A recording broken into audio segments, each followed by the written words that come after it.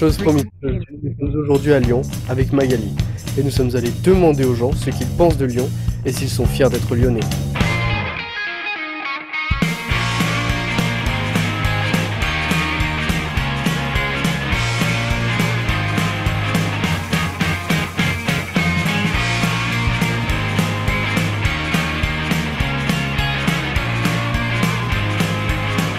Est-ce que vous êtes de Lyon?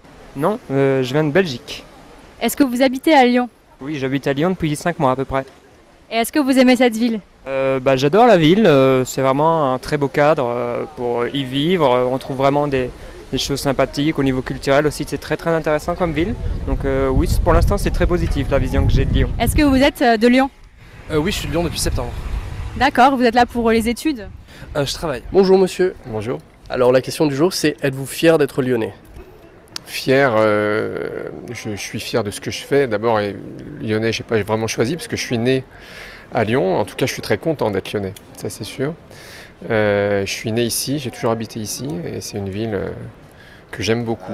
Fier, ni plus ni moins. Je suis né ici, c'est une ville que j'adore. C'est une ville qui est en plein mouvement, qui est en train d'exploser au niveau culture. Et surtout, c'est la ville de la quenelle. Est-ce que vous êtes de Lyon? Oui, je suis de Lyon depuis 1 an et quelques en fait. Et est-ce que ça vous plaît? Oui, ça me plaît. Surtout le parc Tête d'Or que j'aime bien visiter avec ma fille et découvrir les animaux et tout le reste en fait. Est-ce que vous habitez à Lyon? Oui, on habite à Lyon. Depuis toujours ou... Non, on est lyonnais d'adoption. Moi, j'habite à Lyon depuis 3 ans. Et moi depuis 6 ans pour les études. Et jusqu'à maintenant, est-ce que ça vous plaît? Oui, c'est super comme ville, Lyon. Where are you from? I'm from Poland. And what do you do in Lyon this weekend? I work a little bit and now I'm just having a great time. Bonjour. Bonjour. La question du jour c'est êtes-vous fier d'être lyonnaise? Eh bien, d'autant plus fier que ça a été un choix dans notre vie. À l'heure de la retraite de mon mari, on aurait pu rentrer dans la région parisienne et nous avons choisi de rester à Lyon. Donc nous sommes très heureux d'y être depuis maintenant 20 ans. Oui, je suis fier d'être lyonnais, plus précisément d'adoption lyonnaise. Ça fait combien de temps que vous êtes à Lyon? 10 ans. Bonjour. Bonjour. Alors, la question du jour c'est pourquoi êtes-vous à Lyon aujourd'hui? Eh bien parce qu'on voulait se retrouver entre filles et on a fait donc un jeu de pistes dans le vieux Lyon. Est-ce que vous habitez à Lyon? Oui. Depuis combien de temps? Alors depuis le mois de septembre, ça fait presque 1 an. Et est-ce que vous appréciez pour l'instant? Ah oui, j'adore. J'ai plus envie de bouger alors que je suis plutôt du genre à avoir la bougeotte, donc c'est que je m'y plais. Et vous y êtes pour les études ou le travail? Pour le travail, mais je pouvais travailler partout en fait. Donc j'étais tombée amoureuse de la ville pendant que j'étais pas venue passer des concours et puis après je me suis dit que j'allais venir y vivre. Voilà. Alors, vous faites quoi comme activité à Lyon? Pour rencontrer du monde, des body paint, des tatouages éphémères qui partent à l'eau et que je fais lors des rencontres publiques, type concert, nuit sonore, pour promouvoir la rencontre entre les gens. Ça permet à la fois de faire des rencontres intimes et d'ouvrir son champ de connaissances. Qu'est-ce qui fait que vous aimez beaucoup cette ville en fait? Une atmosphère particulière, des choses que vous pouvez faire ici et pas ailleurs? J'aime la beauté de l'architecture de la ville, le fait qu'il y ait ces 2 fleuves, moi qui aime beaucoup l'eau. J'habite près de la Saône et c'est vraiment quelque chose que j'apprécie.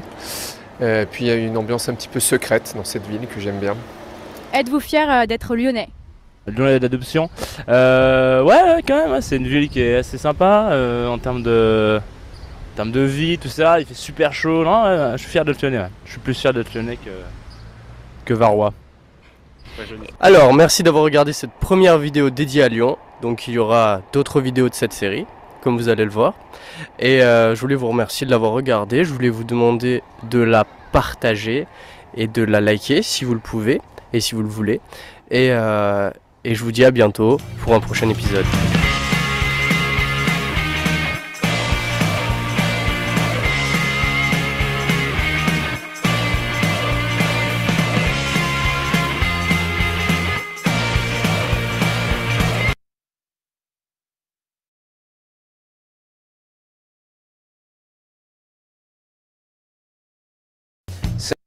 Salut à tous et bienvenue dans Easy French. Aujourd'hui, nous allons parler de la dépénalisation du cannabis.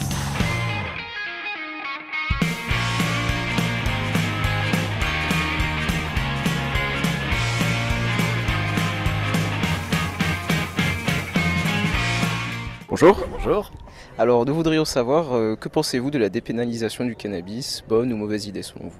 Plutôt bonne idée selon moi, notamment pour couper l'herbe sous le pied des réseaux qui pullulent de plus en plus, et pour apporter un peu des sous à l'État et en taxe, peut-être à réinjecter dans la Sécu. Je pense que ça pourrait être une bonne idée. Bonne idée, mauvaise idée? Ouais, je pense que c'est une mauvaise idée, ouais. D'accord, expliquez-nous pourquoi. Ouais, parce que ça entraîne l'utilisation de la drogue au départ est douce et après plus usage de drogue un peu plus dur et ainsi de suite. Donc, vu que j'habite dans des quartiers, je suis toulonnais moi à la base, j'habite dans les vieux quartiers de Toulon et je pense que ça éviterait toute la mauvaise fréquentation on va dire qu'on a dans nos vieux quartiers et tout ça, ça ferait un peu mais ça rendrait les endroits un peu plus agréables, voilà tout simplement. Au moins ça serait mieux je pense. Que même cette hypocrisie, parce que de nos jours, on le voit bien en France, qui ne fume pas dans la jeunesse, hein, on a rarement de personnes autour de nous qui ne fument pas. Je suis tout à fait pour la dépénalisation et je trouve que ça aurait dû être fait depuis très longtemps déjà, parce que quand on sait le public qui fume, je pense que dans les politiques, il doit y en avoir. Donc comme c'est eux qui font les lois, autant être honnête, pour une fois, les politiques devraient l'être. Je pense que c'est un petit peu comme tout, c'est-à-dire faut abuser de tout, enfin ne pas abuser de tout, voilà, faut savoir contrôler sa consommation tout simplement, comme avec l'alcool, comme avec d'autres drogues, bien sûr que ça peut devenir dangereux, mais ça n'a jamais tué personne de fumer un joint le soir en rentrant du travail ou quoi que ce soit, ça va pas lui faire n'importe quoi. Donc. Salut les gars, comment ça va? Salut, ça va. Tranquille, super. Alors aujourd'hui la question c'est, que pensez-vous de la dépénalisation du cannabis? C'est une bonne chose, pour ceux qui fument. Après c'est vrai que le pays va commencer à partir un peu en live aussi, hein, s'il le légalise, faut dire ce qu'il y a, parce que ça va faire rentrer les drogues dures et tout. Déjà qu'elles y sont, mais si tu fais rentrer le cannabis légalement, ça va rentrer les drogues dures, donc c'est un bien et un mal qu'il soit pas. Après s'il y est, moi je fume, donc ça me dérange pas. Après 90% de la population ils fument quoi. Alors Maxime, salut.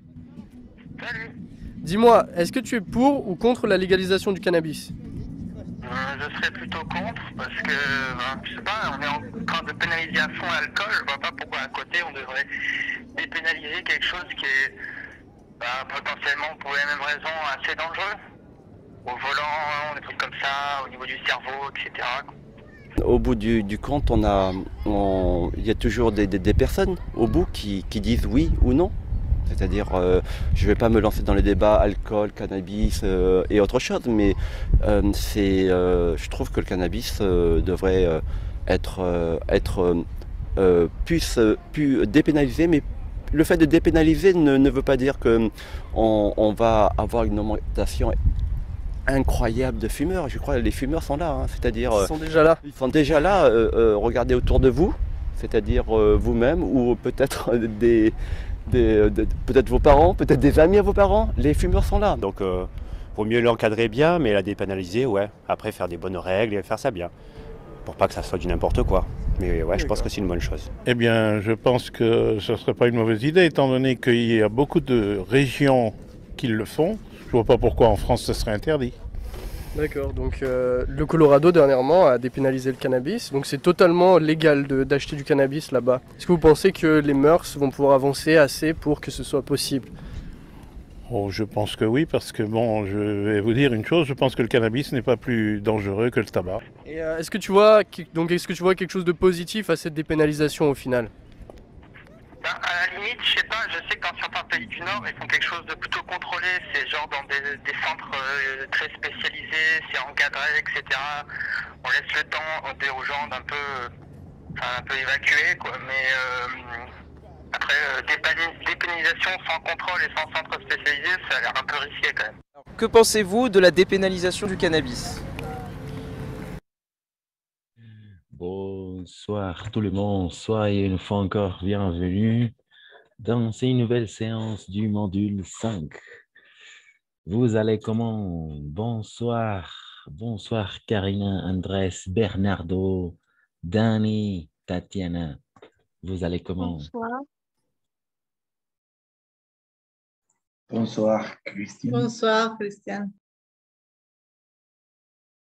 Bonsoir. Alors, excellent. Alors, j'espère que vous allez bien. J'espère que vous avez eu un très bon week-end.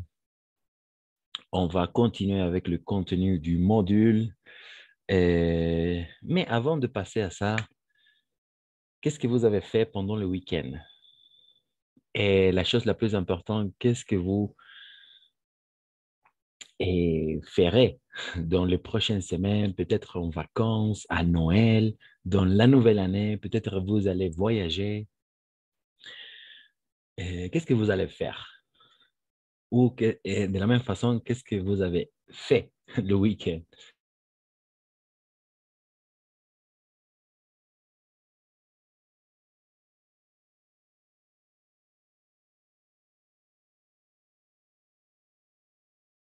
Donc, parfait. Qu'est-ce que vous allez faire? Qu'est-ce que vous allez faire? Et qu'est-ce que vous avez fait pendant le week-end?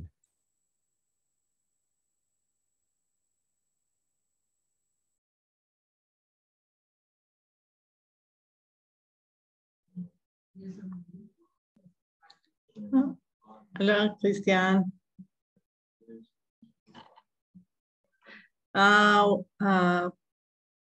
Je vais passer mon Noël avec mon parent, je pense, et ma famille. Et le week-end dernier, je voyageais avec mon fils à Santa Cruz pour vacances.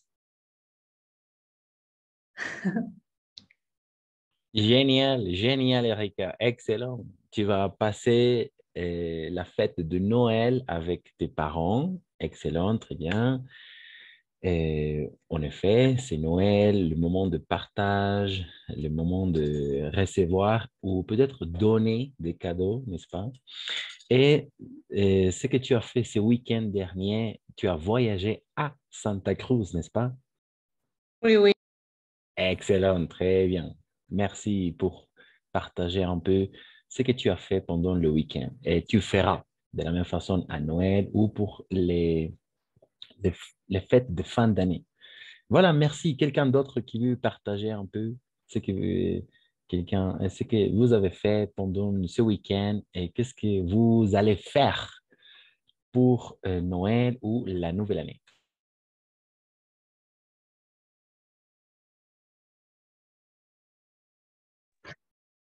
Moi, ok. Je vais passer les jours de Noël avec ma famille à Santa Cruz. Je vais voyager cet samedi. Le dernier week-end, j'ai passé en fête avec mes amis pour Noël aussi. Ah, excellent, très bien.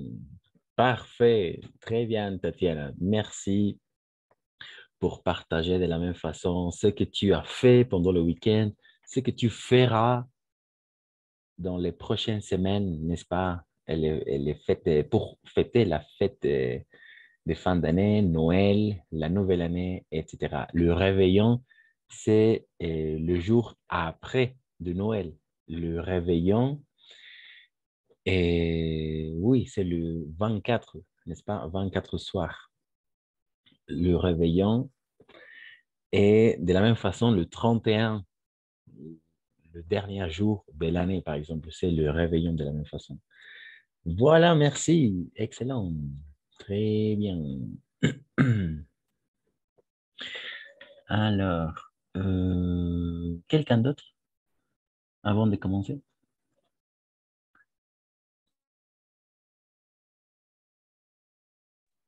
Quelqu'un d'autre qui veut partager? Voilà, merci de toute façon. Alors, Aujourd'hui, alors cette semaine, on va regarder deux choses, d'accord? Deux choses très importantes par rapport à la grammaire française. La première chose qu'on va regarder aujourd'hui, c'est le conditionnel présent, d'accord? Si vous avez déjà vu le conditionnel présent, excellent, ça marche.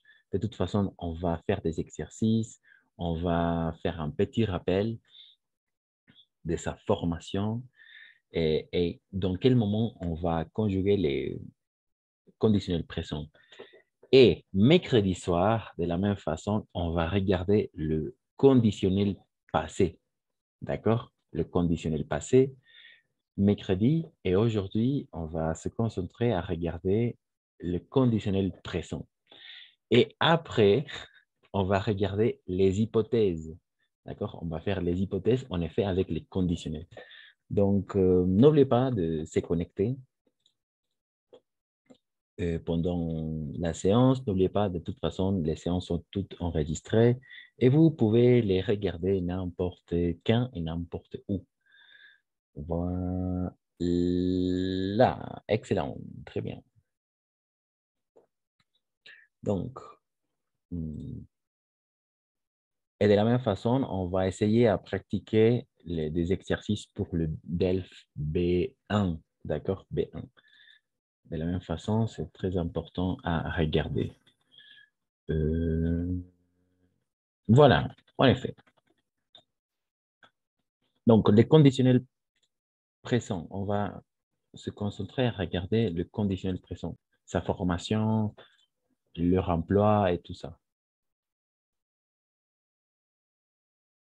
OK, parfait. Alors, attention. Conditionnel présent. Alors, on va regarder dans un premier temps la formation des verbes réguliers. D'accord? Parce que, en effet, en français, comme d'habitude, il y a des verbes irréguliers. Mais dans ces cas-là, on va commencer tout simplement en regardant les verbes réguliers, sa formation. Comment est-ce qu'on va former le conditionnel présent des verbes réguliers? Voilà. On va tout simplement former avec l'infinitif du verbe en question, avec l'infinitif du verbe en question et le terminaison de l'imparfait. Voilà, ce sont des terminaisons de l'imparfait. Quelles sont les terminaisons de l'imparfait? AIS, AIS, AIT, IONS, IEZ, AINT. D'accord? Les terminaisons de l'imparfait. N'oubliez pas, alors il y a toujours une correspondance avec le pronom sujet, n'est-ce pas? Il, elle, on, de la même façon. Je, tu. OK. Exact. Bien. Oui, je, c'est-à-dire la terminaison AIS, tu, AIS, de la même façon, il, elle, on, AIT. Terminaison de l'imparfait. D'accord? De la même façon, vous, nous et il, avec au pluriel, pardon, au pluriel, il, vous, nous et il. D'accord? Et voilà. Au niveau de la prononciation, on va toujours prononcer « et ». C'est quelque chose de bizarre, mais oui, c'est ça. On va prononcer « et » à la fin. « Et ». Et de la même façon ici « et ». Sauf avec vous et nous. Ion, ie, tout simplement. Mais au niveau de la prononciation, on va prononcer toujours « et ». OK? Et, ion, ie. Voilà. Donc, jusqu'à là, il y a la question. Il n'y a pas de question. N'oubliez pas l'infinitif du verbe. L'infinitif du verbe.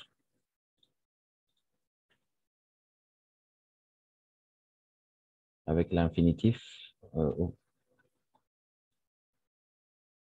OK, parfait. Par exemple, un verbe. Vous pouvez donner un verbe à l'infinitif.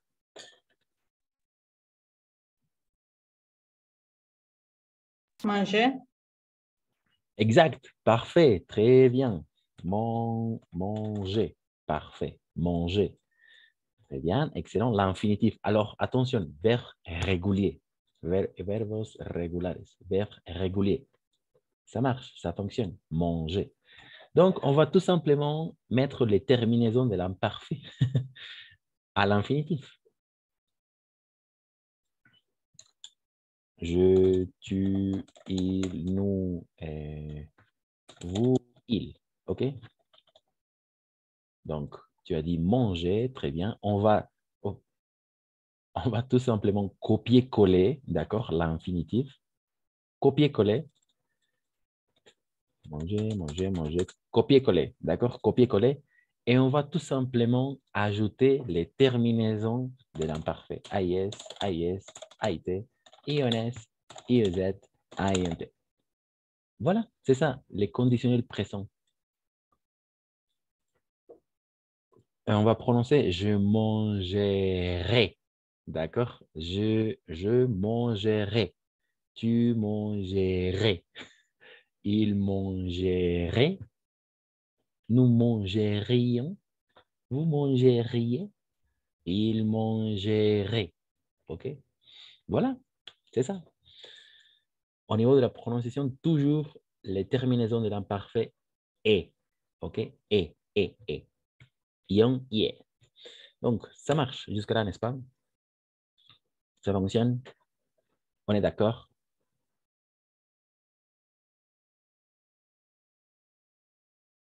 Ça Ça marche, n'est-ce pas? OK.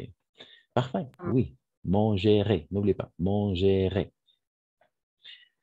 Et mangerai, mangerai, mangerai. Mangerions, mangeriez, mangerai. Excellent. Très bien. Donc, ça marche. Une fois encore, les conditionnels présents. Donc, par exemple, en effet, manger. Manger. Le verbe le plus classique, n'est-ce pas? Manger. Conditionnel présent, manger. Et manger à l'infinitif, manger, manger. On a copié-collé tout simplement et on a ajouté les terminaisons de l'imparfait. Tout simplement comme ça. OK? Donc, et conditionnel. Comment est-ce que vous comprenez le conditionnel présent? Je mangerai.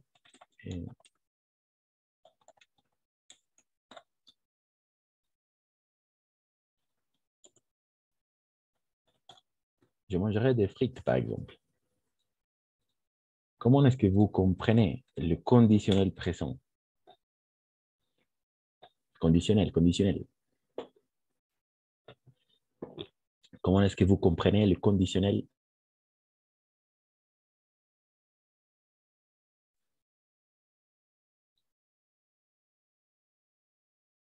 Conditionnel et alors les terminaisons mangerait, je mangerai, tu mangerais, il mangerait, nous mangerions, vous mangeriez, il mangerait.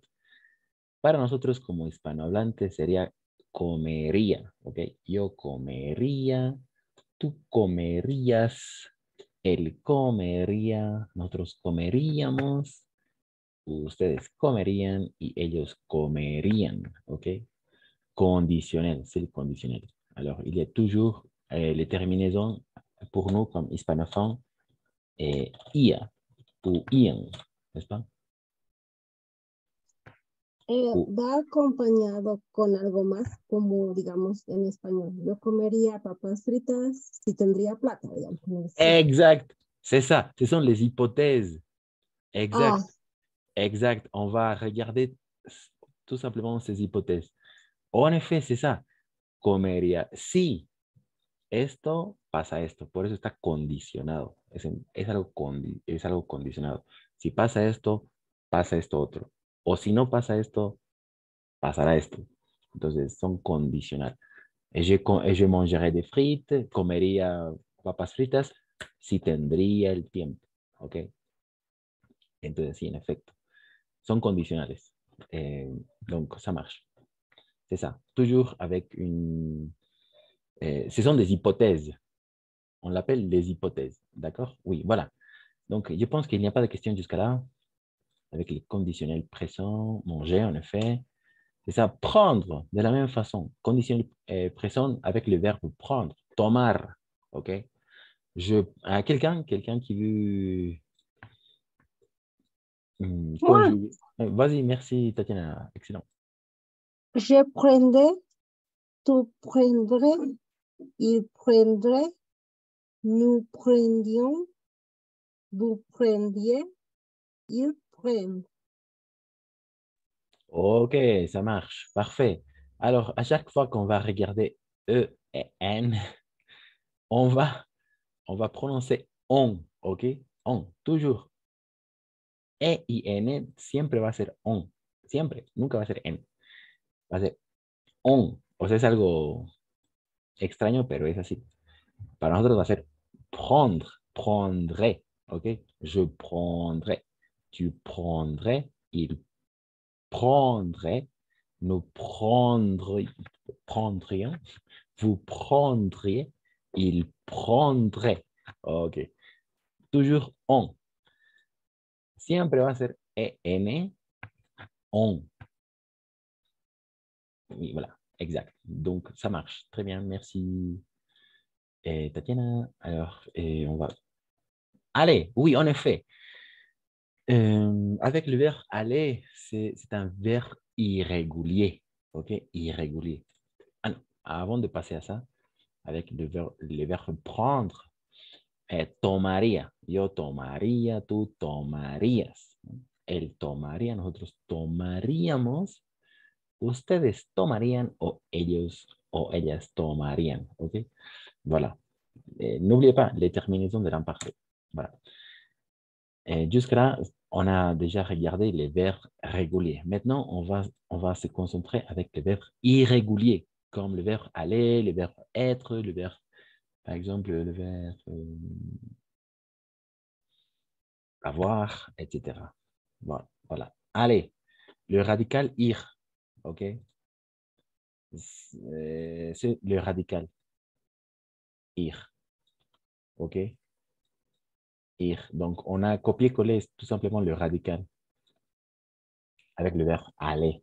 Et on a ajouté tout simplement les terminaisons de l'imparfait. Donc, quelqu'un qui veut lire la conjugaison du verbe aller au conditionnel présent. Moi.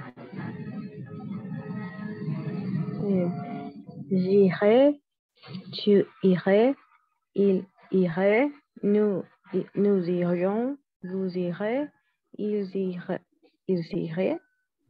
Exact, exact. C'est ça. Très bien, Maria. Parfait. Et tu l'as bien prononcé avec la liaison ici. Nous irions. Ça marche. Excellent. Et de la même façon ici, vous iriez. OK? Pour le reste, excellent. Ils iraient. Ah, de la même façon ici. Ils iraient.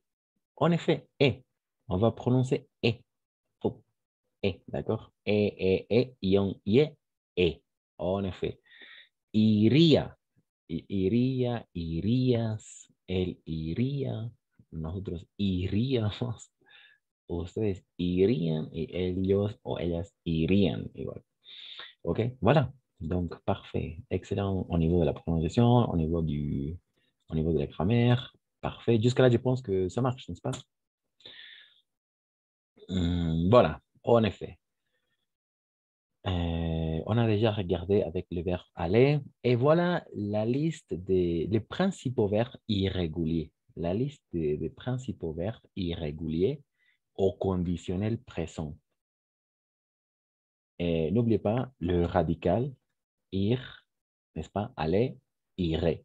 Avoir, aurait. D'accord?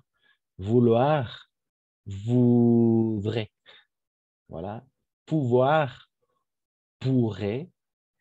Devoir, devrait, falloir, faudrait, tenir, tiendrait, venir, viendrait, de la même façon, viendrait, voir, verrait, être, serait.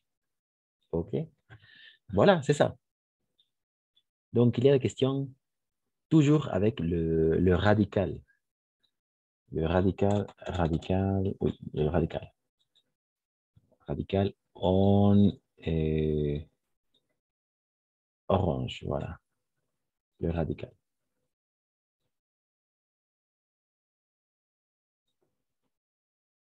Le radical, radical.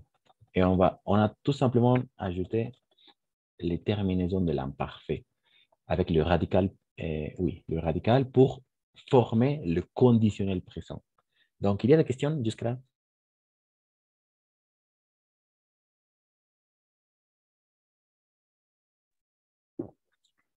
Ça marche, n'est-ce pas? Ça marche? Ça marche. Parfait, Bernardo. Excellent. Très bien. Donc, je pense qu'il n'y a pas de doute jusqu'à là.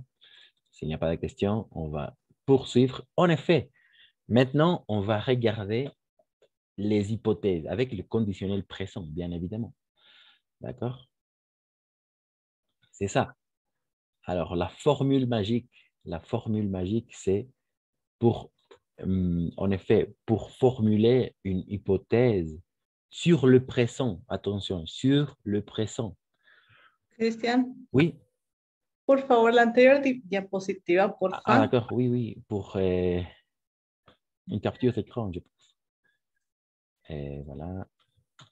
Excellent, oui. Voilà. Oui,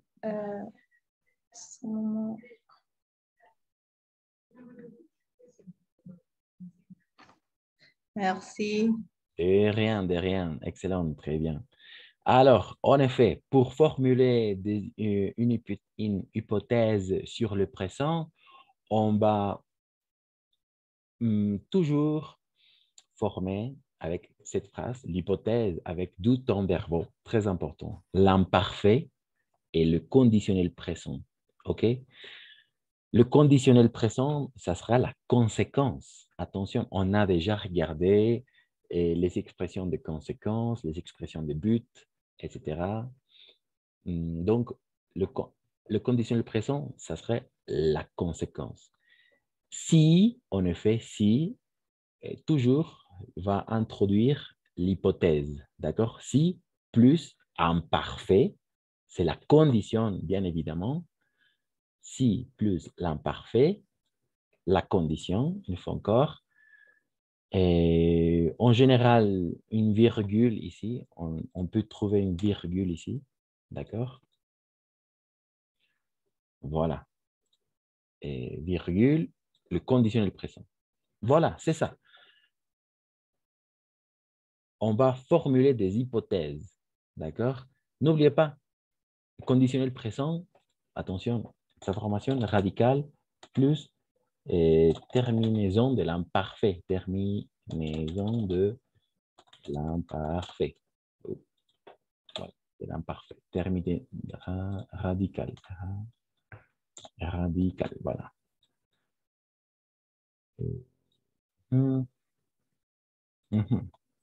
OK, conditionnel présent. Comment est-ce qu'on va former le radical du présent, le radical plus les terminaisons de l'imparfait? Voilà, excellent, très bien. Et n'oubliez pas l'imparfait au début. D'accord?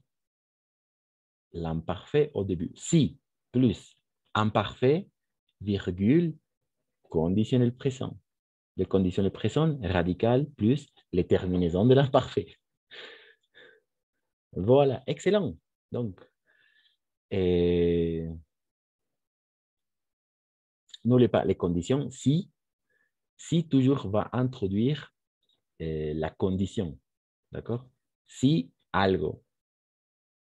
Si sería rico, compraría un país o una isla.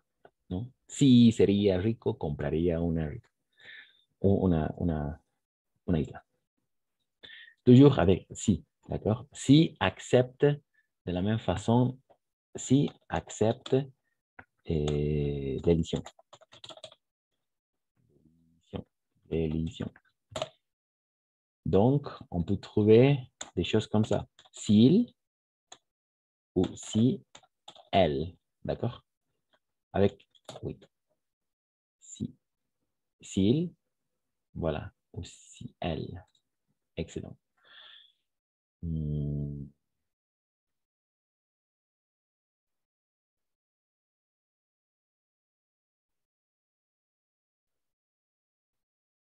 C'est pourquoi on dit s'il vous plaît, par exemple. Hop. Édition. S'il te plaît. S'il te plaît, par exemple. Si t'es el s'il te plaît ou el s'il vous plaît vienen de ahí, ¿no? S'il vous plaît.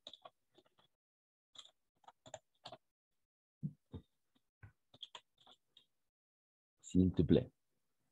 S'il vous plaît. Si, se entiende como para nosotros, por favor, pero si te placería, ¿no? Si os placería.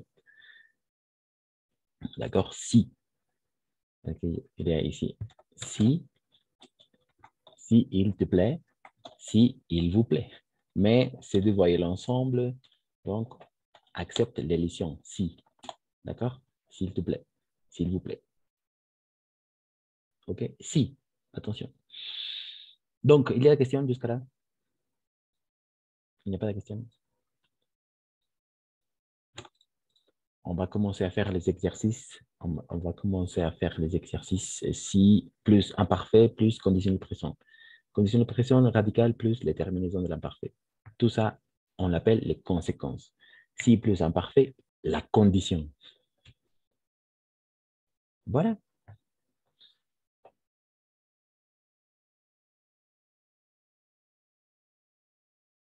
N'oubliez pas, ce sont les hypothèses sur le présent. D'accord? Ce sont les hypothèses sur le présent. D'accord? Parce que après, on va regarder les hypothèses sur le passé. Et après, les hypothèses sur le futur. OK? Mais maintenant, on va tout simplement se concentrer sur le présent. Les hypothèses sur le présent. Excellent. Donc, s'il n'y a pas de question, il y a question? Il n'y a pas de question? Pas de question, n'est-ce pas?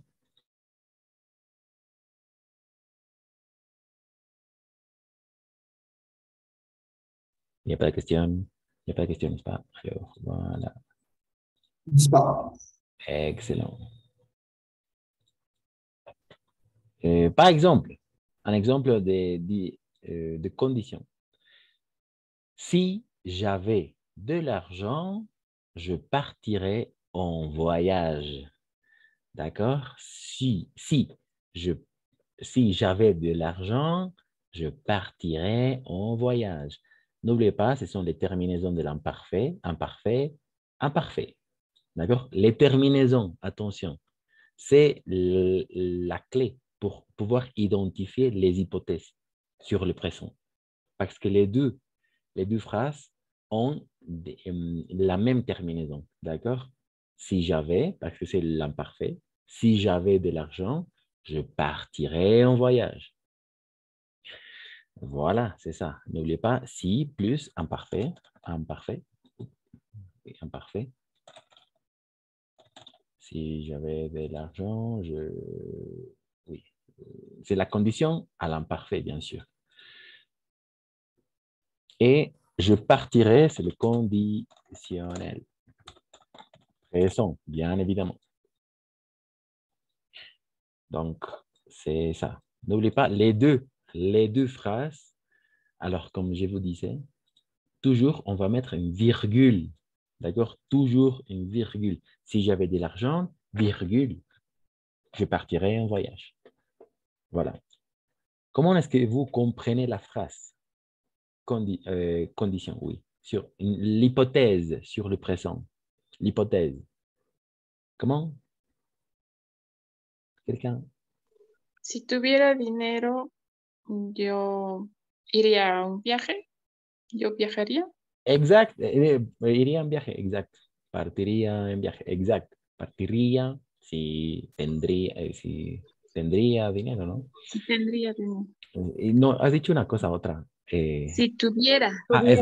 Exact, oui, c'est ça. Si tuvieras, voilà, c'est ça, en parfait, attention. Pour nous, comme hispanophones, oui, les deux fonctionnent, si tuviera ou si tendría. Mais attention, parce que le conditionnel, c'est la conséquence. D'accord? Voilà, AIS, AIS, n'oubliez pas. Les deux ont la même terminaison. D'accord? AIS, AIS. Partiría en viaje. Excellent. Donc, c'est ça. Donc, la réunion va se couper dans quelques secondes. Donc, je vais relancer la réunion. N'oubliez pas de se connecter de nouveau. On se retrouve dans quelques secondes pour continuer les conditions de présent, les hypothèses sur le présent. Merci.